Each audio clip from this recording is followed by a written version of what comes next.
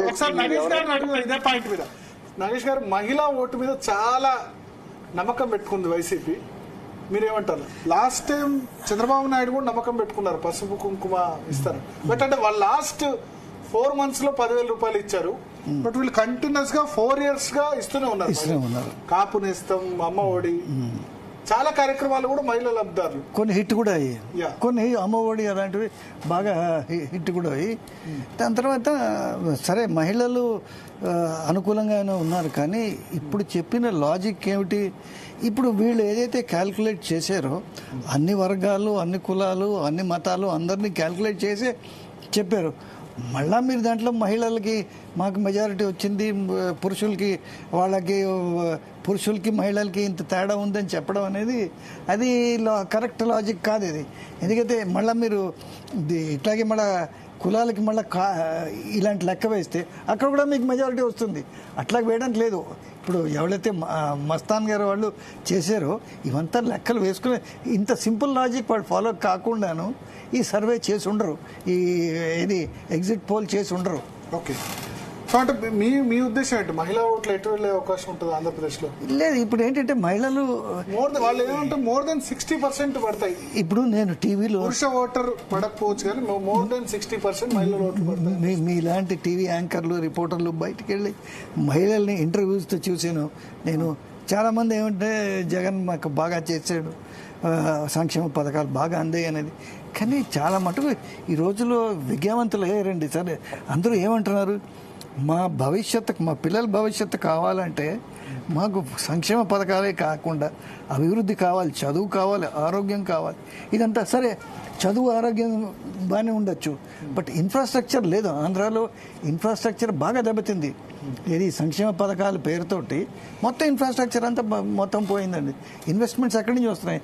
Investments రాకపోవడమే కాకుండా ఆలోచించారా?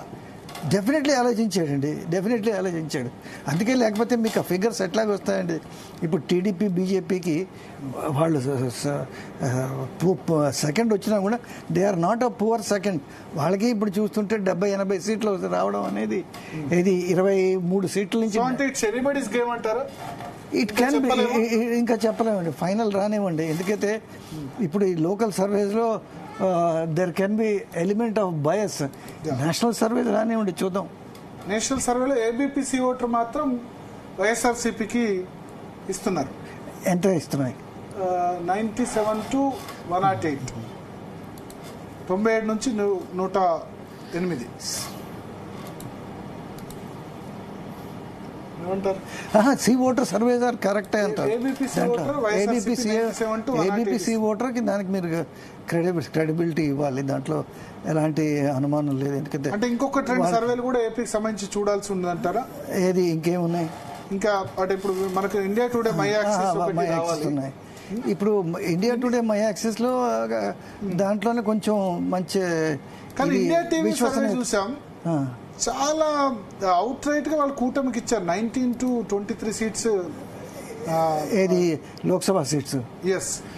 So almost అదే రేషియోలో ఉంటుంది కదా? అదే రేషియోలో ఉంటుంది. కానీ చెప్పలేనులేండి. ఇప్పుడు ఏంటంటే ప్రజలు చెప్పాను కదండి, చాలా తెలుగుల వాళ్ళు అయిపోయారు ఇటుపక్క దీనికి.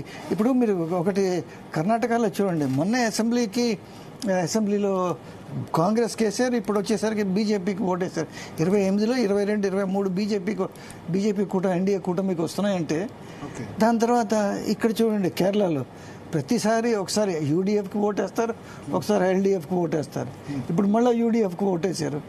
సో అక్కడేమో ప్రభుత్వం సీట్స్ కొంత తగ్గుతున్నాయి. యూడీఎఫ్కు 19 సీట్స్ అవుట్ ఆఫ్ 20 తగ్గుతున్నాయి. ఈసారి 12 నుంచి 14 అని. బట్ ప్రజలు చాలా బాగా తెలుగు అలవాటు అవుతున్నారండి. వాళ్ళు they are able to distinguish between Lok Sabha and assembly elections. They are able to distinguish between welfare and development. ఇలాంటి విషయాలన్నీ అనలైజ్ చేస్తున్నారు. జూపూడి ప్రభాకర్ రావు గారు జాయిన్